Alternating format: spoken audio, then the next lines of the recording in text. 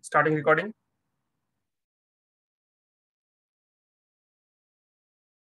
Welcome everyone. Thank you very much for joining this wonderful session, which is related with blood donation. My name is Subhash Chandra, and I welcome to all of you on behalf of Vihangam Yoga and Singapore Red Cross Society, where the objective for us today is to prepare people and make more aware why blood donation is important, what is the benefit to the society through blood donation. We have our expert, Ms. Ji Moon Lim from Red Cross Society, whom I will introduce soon. But before that, let us understand a few things about ourselves, about blood donation, about blood. Our body is made up of lots of things. And one of the important aspects, which hardly we see from outside, is the blood. Once the blood is there, it doesn't come out on its own. The heart has a pumping system which purifies the blood, and the blood circulation continues on its own. That's how the Almighty has created all of us. But time to time, we need to monitor, we need to check how the blood system is functioning inside this body. We need to know we ourselves are responsible to take care of our blood. And on that respect, time to time, medically also, it has been proven that the eligible people who have relatively strong level of hemoglobin, they should practice donating the blood. That will give an opportunity to the donor to have a new cells of the blood in the body, because some portion of the blood will be donated, then few portion of the body will have little bit less amount of blood, so that need to be filled up, and very soon, very quickly, the blood get failed inside the body after a few days, of course, but there is no harm in donating the blood. So today we have the expert from Red Cross Society who will be talking more about blood donation. And just to give a little bit more information, this awareness camp we have decided with a specific reason. And the reason is that we will have a blood donation drive on 30th of October. But before we move to that portion, we thought, why not we should have an awareness camp to let people know and understand what is blood donation and how it can benefit every individual, inclusively with the society. But moving forward, let me quickly go through a video, and let's watch this 1.5 minute video, which probably would be beneficial and to be understandable for every single one of us. Let's just watch it.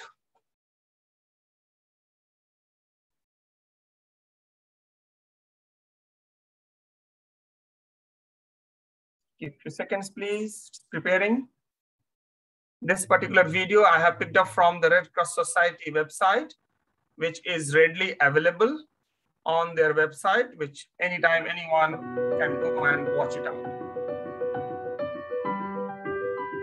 When we gave birth to our son Shane 3 years ago, I had a really life-threatening complication called amniotic fluid embolism. It's poisoning of the blood with amniotic fluid. So I had to go through surgery and was put down in ICU for 5 days, and I had transfusion up to 50 bags of blood products. So it's quite an emotional and traumatizing time for me and my family. But Shane was out of it most of the time, so I mean, it was like on my side that we really felt the trauma of it. It was really devastating because I just really couldn't imagine how I would bring up Shane without his mother. So I feel really blessed and really grateful to all the blood products and for all the donors and the doctors and all. And if not for all of you, we wouldn't have this wonderful life together. When I was in the hospital, we heard the doctors call the blood bank every single day asking for just one more bag. And it's really important that all the donors donate regularly and as often as you can, because you never know who needs the blood donation. So really thank you, and we are very grateful for all the donors. Thank you.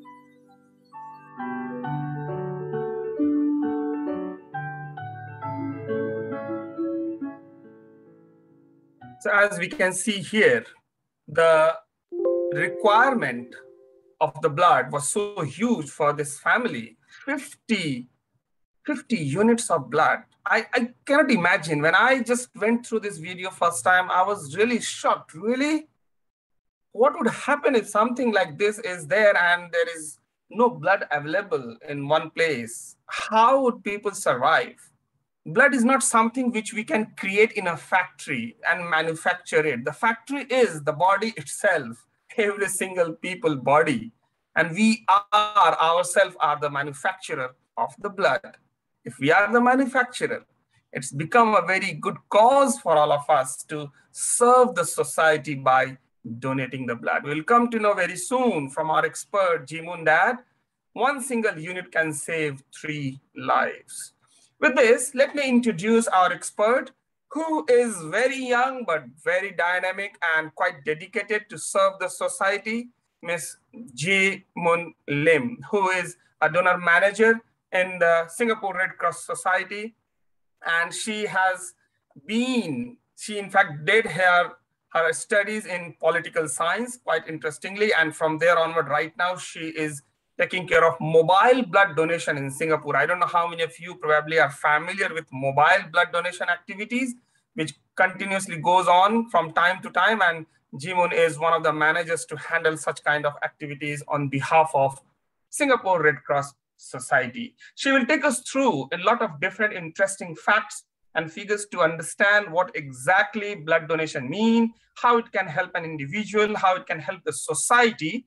And from there onward, we will move out to question and answer session. Please prepare your questions at your end. If you want to put those in a chat box, feel free to put your questions in the chat box. Towards the end, we will be picking up some of the questions depending on how many questions are coming to us to interact with Jaemun thereafter. So with this, Jaemun, welcome to this forum, and Vihangam Yog Singapore organization welcomes you to have you on this platform to let us educated to know more things about blood and blood donation. Thank you. Jaemun, over to you. Hi, good afternoon, everyone. As shared before, I'll just briefly introduce myself. I'm Jaemun, and my colleagues and I, Leon and Shirley, is here today. We are from Red Cross to share about the National Blood Donor Program. So let me share the screen first. Okay.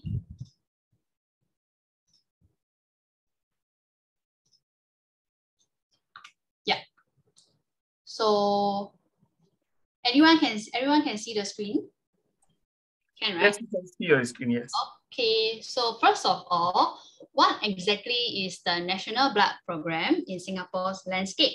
So I will just briefly explain what this program is. The key objective of the program is to ensure that all patients in Singapore, regardless of their nationality and residential status, have access to safe and sufficient blood supply whenever they need it. So in April 2001, Singapore Red Cross was appointed as a national blood donor recruiter and to work closely with HSA's blood services group to ensure that this objective that I mentioned just now is met. So my colleagues and I are actually from the blood donor program department, and our department is essentially the marketing team for this program to help recruit, retain, and recognize blood donors. And on the other hand, HSA's blood services group are responsible for the medical aspects such as blood collection, processing, all sorts of testing, and blood bank inventory management. So where does donors usually go to donate their blood? So in Singapore, there are 4 blood banks, which are blood banks at HSA, which is opposite Outram Park MRT station. The second one would be blood bank at Dhoby Ghaut, at the Dhoby Ghaut MRT station, right inside the MRT station. The third will be blood bank Westgate Tower. And the lastly is blood bank at Woodlands Civic Centre. So,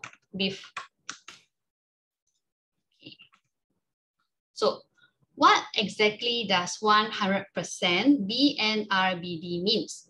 So VNRBD means voluntary, non-remunerated blood donation, which means that donors in Singapore, they donate blood without expecting a monetary remuneration. And this is very important for us to ensure that both the blood collected and donors are safe.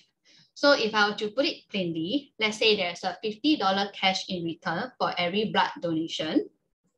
Some donors, they might not answer the question in the form very honestly in order to donate blood and to get the money. So in order to avoid this happens, this 100% VNRBD is implemented. So to avoid first, wasted resources on blood collection and testing measures. And second, to avoid the risk of blood transfusion to patients in need. So next, this is the big picture of blood donation in 2020. So currently in Singapore, there is only 1.8% of its population that came forward to donate blood. And this 1.8% is almost around 72,130 blood donors. This is certainly not enough because not only do we need more new donors, we will also need to retain existing donors for them to donate regularly in the long run to maintain the supply of blood to patients all year round. So even though 2020 was hit by COVID-19, we still managed to collect around 272 units of blood, thanks to all the support from our blood donors and community partners. So although it was a year of pandemic, right, there was still an increase in both first-time and regular donors. So this is very important as regular donation is the key to ensure a constant and adequate supply of safe blood to patients in Singapore. So why do we actually need more blood? One of the many key reasons is the expansion of healthcare system, which results in an increased demand of blood. It is estimated that the demand of blood will actually increase by 3 to 5% every year. And essentially, we will need to collect 400 units of blood every day to meet the needs of patients in Singapore. In addition, the blood bank will also need to maintain a 6-day blood inventory at all times to meet any medical needs or civil emergencies in Singapore. So next, so this is the annual estimate of Singapore's blood usage. There is a common misconception that people tend to associate blood donation with the accidents they see.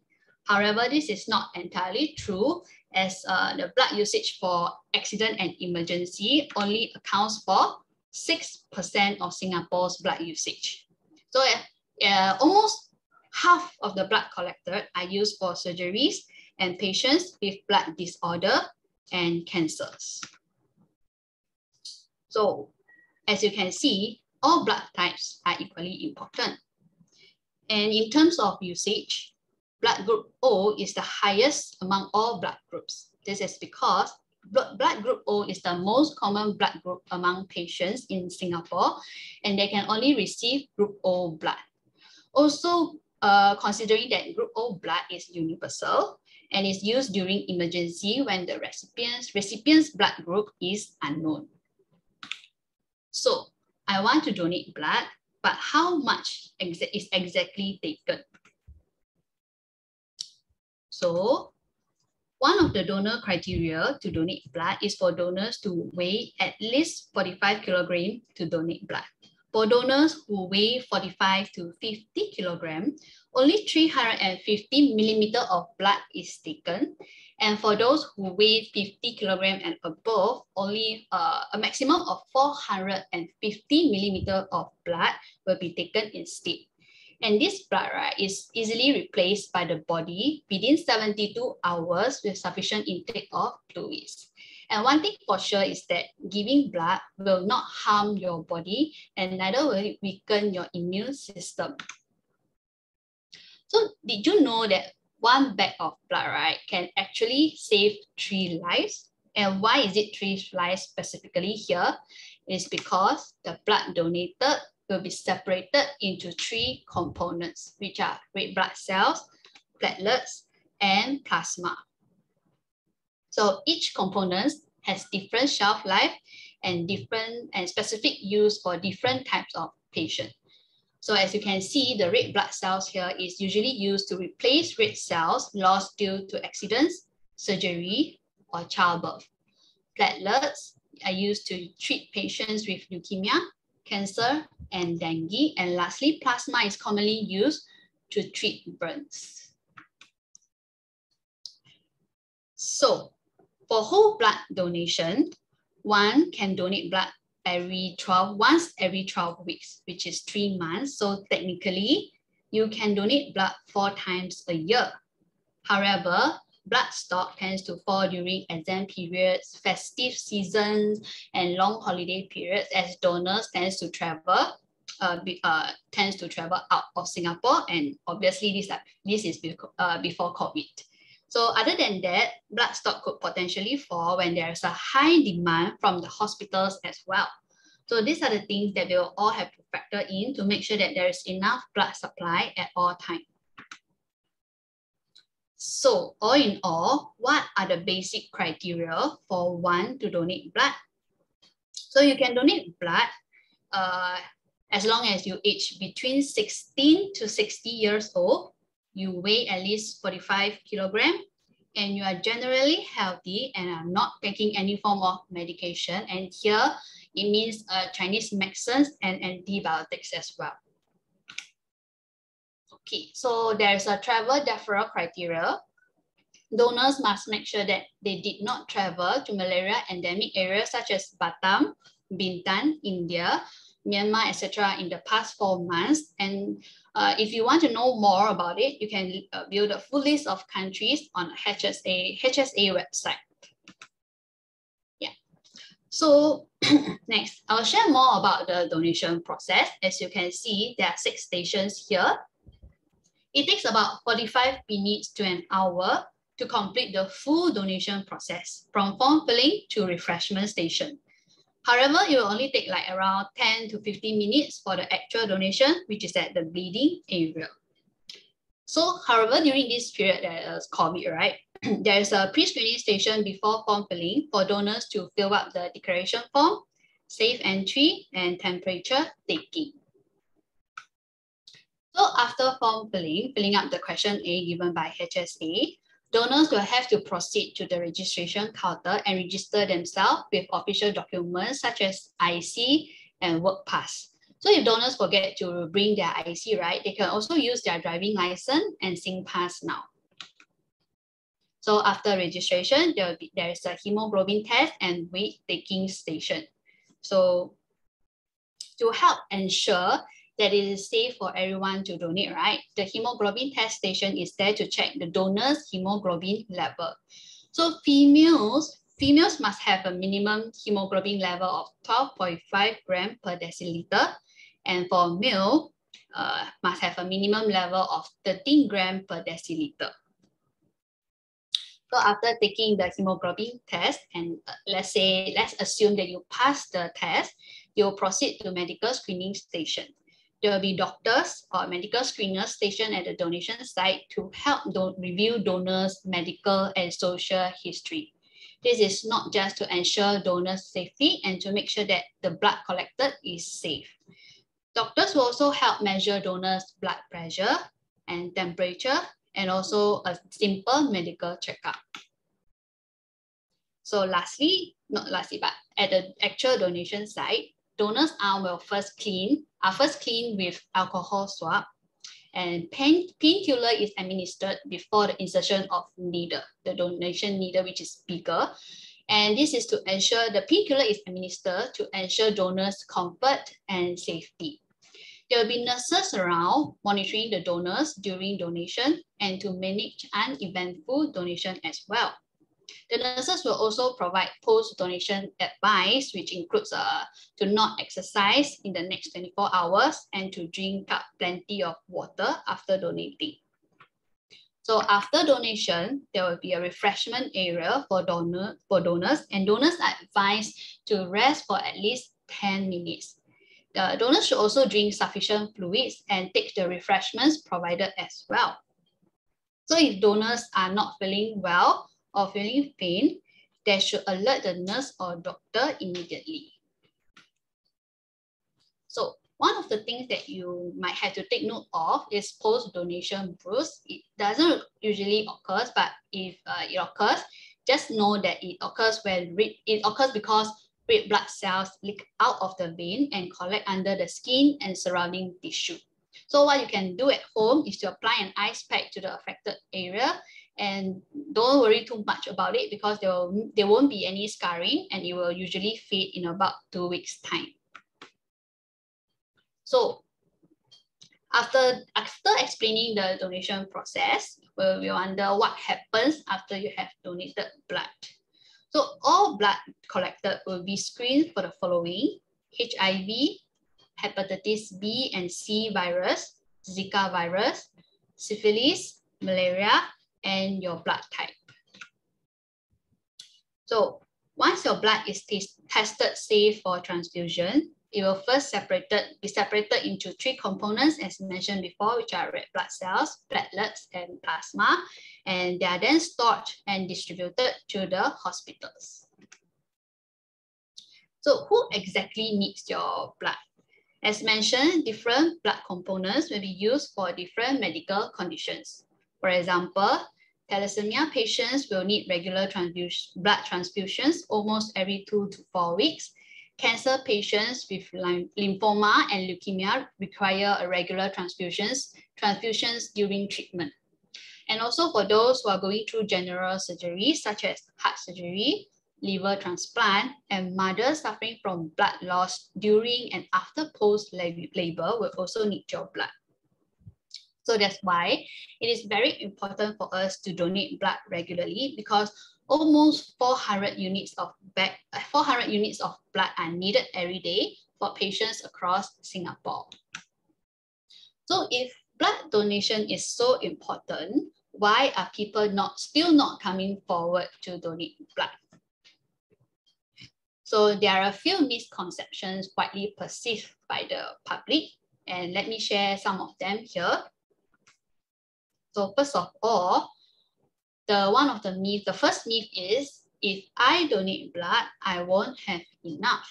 So that is not true. And as mentioned, we only collect 350 to 450 millimeter of blood.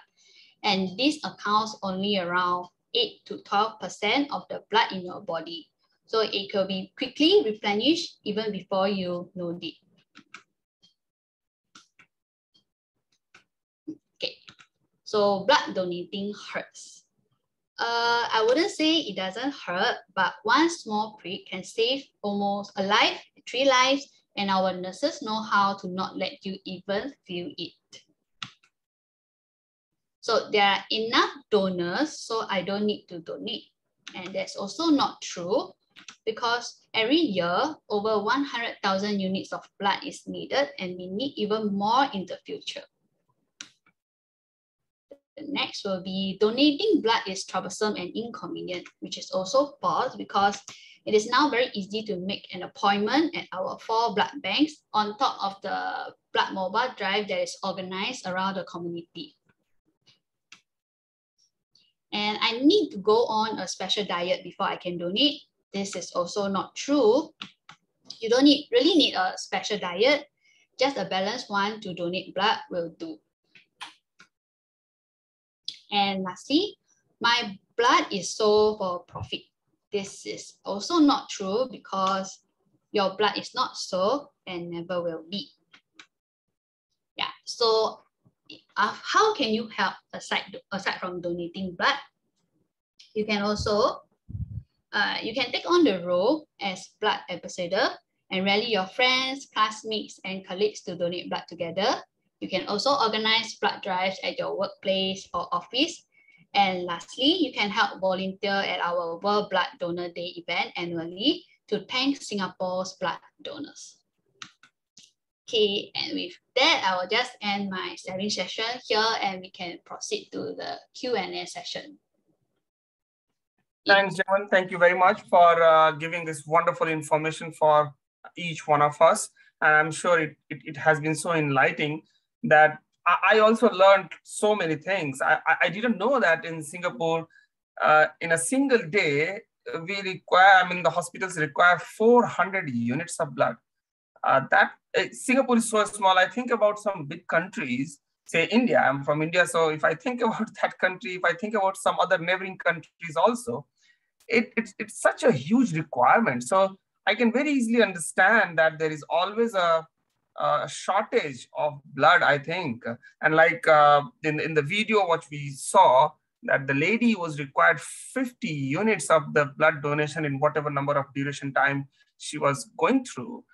But still, if such kind of things happen, the real challenge for the hospitals and of course Red Cross Society is how you really motivate people to come forward and donate blood. Do you have some specific campaign and some other drives time to time which you progress here in Singapore based on which people can become more and more aware? Because I have been in Singapore since last 8 to 9 years now. In my office, we conduct such kind of drive in time to time, not every year probably, but yes, I have seen the drive of blood donation, but still I see it's hardly 50 or 60 donors are there. It's not sufficient. So how my first question would be probably to start this Q&A is to understand how do you actually sustain or the hospital sustain if the blood is not there? Is it there that there is one is stored blood in terms of blood donation, like packaging thing, like you mentioned that when somebody donates blood, then it will be divided in 3 parts, platelets, red cells, and others. But there is another one is on the spot blood donation as well. So I think blood donation goes on both the sides, whereas pre-blood donation, pre means exactly when the time comes, then you go and donate blood is one thing. But if the blood is already there donated, then that's a different thing. So which is the more proportionately available here right now in Singapore? Is it the already saved blood or on the spot blood donation? Do you have some idea on that? I'm not too sure on the spot, but after every time we collect the blood, right, we will send it back to HSA, and all the process are actually handled very carefully over there. But in terms of sustaining the demand, right, that's why I mentioned that previously the HSA staff will have to maintain a 6-day inventory blood inventory. So you will at least able to sustain a 6 day and be actually observing the blood level at blood bank every day. Yeah, so if there's any deep fall in the blood level, we will usually carry out a huge rally to help call and to make call to donors to come down and to donate blood because we are really in need of it. Yeah. So you mean to say that there are some regular donors also available in Singapore who, like you mentioned, that one person can donate 4 times in a year, because after first donation or anytime one donation, the person need to have a gap of 3 months, right? So in that case, the hospitals or probably Red Cross Society has list of donors already available whom you can call anytime to check whether they are ready to donate at this time point or not. Is it that way it happens? Not to say call anytime, but there is a list, like we have the data for us to reach out to donors who has been donating regularly, and also to reach out to donors who have rare blood groups. Yeah, so whenever in need, right, we will try to call, but obviously these are still on volunteering basis, like we don't force, but we are just informed. Yeah, so you said that rare blood groups, probably O negative is one of the rare I always hear. I think another one is RH plus or RH minus, something like that. Yes. Also is for in the rare case, right? Yes. Okay. Yeah, thanks. So one of the questions which I was asked before this particular session, and I think it was answered already in your presentation, what age group people can actually donate? You mentioned that 16 to 60 is the age group, and the minimum weight should be 45 kg, I think, to donate blood. So if suppose, just a very plain question, if suppose somebody is above 60 and he or she is very motivated to donate blood, and the health conditions in terms of hemoglobin level and health condition and all those things are still fine, do you think that blood donation is allowed for that person, can donate? I am not the doctor. I can't really approve, but we have medical screeners on the spot to help review the donor's health condition before they proceed. But usually we allow, our age range fixed is from 16 to 60. Yeah, some donors, they do consider until 65, I believe is the max. But we usually advise those below 60 lah. Yeah. Okay, so this rule for 16 to 60 is universally true for everyone, every country, anywhere, or it varies from country to country also? As far I know, it's in Singapore. Okay, Yeah. so you mean to say that and not for new donors, only regular donors, like you mentioned. Yeah, regular donors and in very good health, but we can't assure that they can donate. They will still have to go through medical screening station lah. Yeah, the consultation, doctor's consultation. Right. Thanks. I just would like to open the floor. Probably there could be some more questions from some of the participants. Is there any question from any of the participants? You can unmute yourself, please. Yes, Subhashji, I have one question. We heard that there are few tests being performed after collecting the blood. So is the report of those tests being shared with the donors, or is it only with hospitals only? After collecting the blood, we are performing some tests, right? So any reports being shared, or it is? No, I think what I understood is the test, little bit of few tests will happen before you donate, just to understand for the nurses and doctor whether you are in the right condition of the health or not. And I think it should not be a secret, but probably, Jeman, you would be the right person to answer this question. I believe it's before the donation to understand the appropriateness of the donor. And of course, those reports probably can be shared with that person, I believe, because suppose someone doesn't know what is my blood group, and of course you will come to know from that report that what is your blood group. So Jimun, can you add something on that, on this question? Maybe I can just try to clarify and correct me if I'm wrong, answering the question. So before donation, right, there will be medical screeners review the medical history. That there's a list of questionnaire, a form, a whole list of questionnaire that you have to fill in. And hopefully the donors are honest in answering the question. The test taken, there will be 6 blood tubes, 6 kind of tubes for you to be collect along with the blood collected. And just as I mentioned, there are 6 diseases or 6 medical conditions that will be tested, right? There won't be any report released, official report, no, because these are all still medical confidentiality concerns. Yeah, but of course, before transfusions, blood transfusions to the patients in need, there are blood testing taken very carefully in the blood banks. Yeah, in the blood lab also. Chandanji, did this answer this question, your question? Yes, Subhaji. Yeah, this is what exactly I wanted to know. Thank you so much. Sadhana ji, you have some question. You raised your hand. You can unmute yourself. Yeah, go ahead, please. Yeah, I'm not able to do that. Hello, namaskar, Subhashi. My question is like last month I went for complete body checkup and I came to know that my hemoglobin level is 12.3 and not 12.5, I guess. Yeah. So will I be applicable to donate then? Your hemoglobin levels actually fluctuates. You can only be assured on the spot. Yeah, you can only donate if it's 12.5 and above. If it's 12.5 and below, you will not be able to donate, but we will let you know that around after a few weeks, you can donate and we will give you iron pills as well. Yeah. Sure. Okay. Any more question from anyone? I have some, but I'm waiting for others. Okay, so you mentioned just right now, Jeman, that suppose myself, in Singapore, since I've been here, I've never been able to donate because of my traveling things. And you mentioned that if you go to some malaria-prone countries, especially, then you need to have a 3-month gap before that or after that, right? So because of before COVID period, I have been traveling all the times and I have never been able to donate. Even in my office drive, blood donation drive, I could not do that. But right now is the time when probably no one is traveling. I hope hardly anyone is traveling outside of the country. So in that respect, I believe everyone is eligible. Am I right?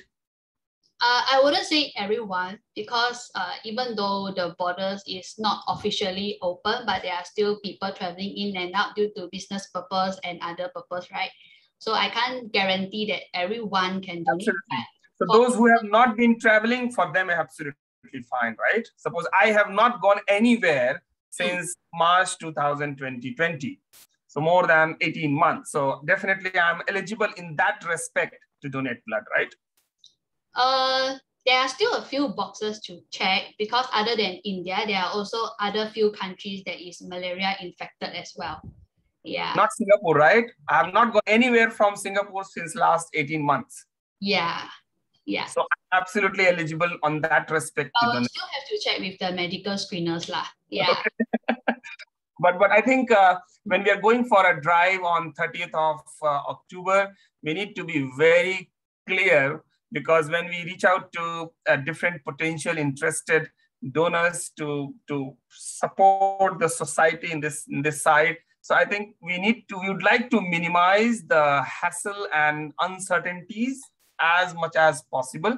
And similarly, in that respect, I want to understand one thing, that as you mentioned that the hemoglobin level for female should be 12.5 minimum, and for male it should be 13.5, right? So suppose right now I don't know my blood hemoglobin level, and suppose I don't want to test it before also, and I want to see on the spot what is my hemoglobin level. It may be possible that I'm having more than 13.5. It may be possible that I'm below the borderline also. If I am below borderline, definitely I will not be allowed, at least that date, that time, to donate, right? Later on, maybe, as you mentioned, the limits and the reading fluctuates depending on how the whole blood system and daily routine is there. But that day, I will only come to know when I'm tested on that reading hemoglobin. And once that is known, maybe in next 5 minutes within probably, and then only I will come to know whether I'm in really sense donating or not. So even if I would register for 30th of October to donate blood, I will come to know whether I'm donating or not on that day on the basis of hemoglobin reading. Am I right? Yes. Yeah. You will have to register yourself, fill in the form, and proceed to the hemoglobin test station to check out your hemoglobin level. Sadly, we usually don't have the device or medical equipment to test ourselves. So unfortunately, we will have to do that on the spot still. Yeah. Yeah, okay. But other than that, for other criteria, right, you can still visit the HSA website, as they update every now and then, to take a list and to also go through the list and to see if you are qualified for the blood donation. Yeah, there are really a few criteria that we should consider before heading down. I can send you the link later. So just one further inquisitiveness, suppose if somebody is coming to donate blood, the time the person enters the Red Cross Society building, I mean the main gate, and meeting one person, from that time till the person is coming out from the building, how much is the total time one would have to invest for that? In general, 45 minutes to an hour, consider that there's no crowd. Yeah, because currently we have this safe distancing measure. We can't really hold too many people at a time. So if there's no crowd, if you're lucky, there's no crowd, 45 to 1 hour. If there is crowd, there will be a slightly longer waiting time. Yeah, but it's still best to book an appointment. Yeah. Right. Okay, thanks. I'll come with more question on my side, but we have one of our participants who has joined from France, Ms. Prachi, who has raised a question. I'm just reading out. It is mentioned in the chat box. So she's mentioning that I donated blood in France, and I got the report that since I had been living in India, the reasons were malaria was very common. So my blood is not accepted for donation, but I can donate plasma. I just want to know the difference between two types of donation, the blood and the plasma.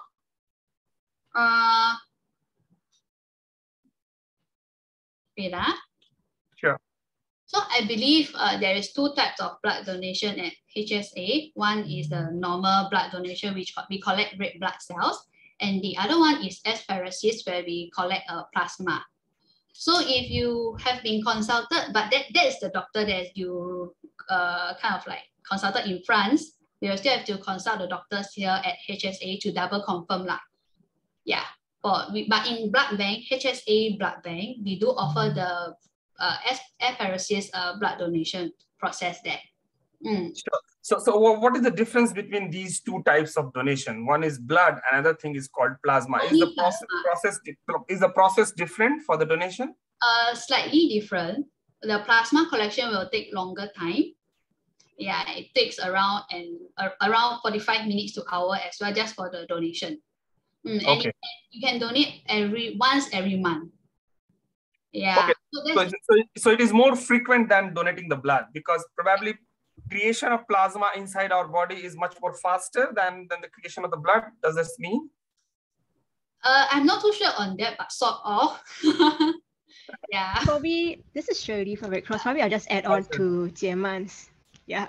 So for apheresis, right, the reason why we can donate once every 4 weeks is because our red cells are not removed from the body. So it's only your plasma. So that is why you can donate once every 4 weeks. Whereas for whole blood donation, which is the one that we have been sharing, because the red cells are removed from the body. So that's why the donors are advised to donate once every 12 weeks so that there's time for your red cells to actually replenish and fully develop before you can donate again. So that's the difference between plasma as well as whole blood donation.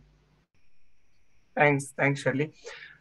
Any more question from the participants? Otherwise, I have just one question probably thereafter. Any more question quickly? Okay, so my question to you, Jiman, is during this COVID time where, I mean, everyone wants to be at home, in fact, not to be infected, and hardly anyone thinks to go to hospital or go to a place like Red Cross Society, unless and until it is very, very urgent, right? So just to make it sure and just to let all the donors, prospective donors for 30th of October, I'd like to understand what they should, like you mentioned, 6-7 types of misunderstanding, misconception about blood donation. I think similarly here, probably they need to understand, everyone need to understand and know that even during this COVID time, it is very easy for each one of us to still go to the Red Cross Society place and donate very safely without any worry as such. Of course, I can understand some people may get scared of needles. That's different thing altogether. That's psychological. But in terms of the risk due to COVID, in terms of risk due to other reasons in the hospitals or just other things, I mean, can you please elaborate more on that side so that those prospective donors can still feel a little bit more relaxed, not to worry for anything in that respect? In terms of COVID or the traveling? Both. I mean, for now, as we have appointment system, it will be better for you to make a call and to reduce the exposure time. So let's say you make an appointment at 2 o'clock, you will only be there at 2 o'clock and you are given the priority to just walk in, register yourself, and then you head on to the blood donation area, given that there is no queue. Yeah. So the appointment system really helps a lot in avoiding any congestion and crowd. Yeah, so that's one thing that we can assure of in terms of the safe distancing measure that we have implemented at our blood banks now. And the appointment system are very easy to make. Just make a call to our SRC or on our SRC hotline. Or we even have a new app now, which is called Donate Blood app, where you can just make an appointment through the app. Yeah. So the safe distancing measure wise, everything is always it's almost a normal 1 meter apart, and we disinfect every now and then the chairs and the beds. Yeah. So in terms of COVID wise, these are the safety measure that we are currently strictly implementing at our blood banks and also at our blood mobile drives. Yeah, okay, thanks. I know there is one more question available probably, but I think you have already answered that. But still, I would like to invite Chandanji to ask, because he would not be available on probably 30th of October, but he's very fully motivated to donate blood. And what I was telling him, why don't, in fact, it was his idea that, can I go and donate blood beforehand? So I just want to invite him to raise that question here to check whether actually you want to do and you really are safe to do that way or not, and which day you are thinking to donate. Yes, Subhaji. So since I'll not be available on 30th of October, so I'm planning that I should be visiting Red Cross Society maybe next weekend, coming weekend, and I should be donating blood. I think it's feasible, right, Jimin? I can book. I can book, and I can. You can still book, and if you have a group code, you can code your group under your organization as well. Okay. Okay. Yeah. So in fact, Subhaji, I have one of my friend with me as well. So both of us will be visiting. I mean, before 30th of October to donate. We encourage only 2 packs at a time, lah. Yes. Yeah.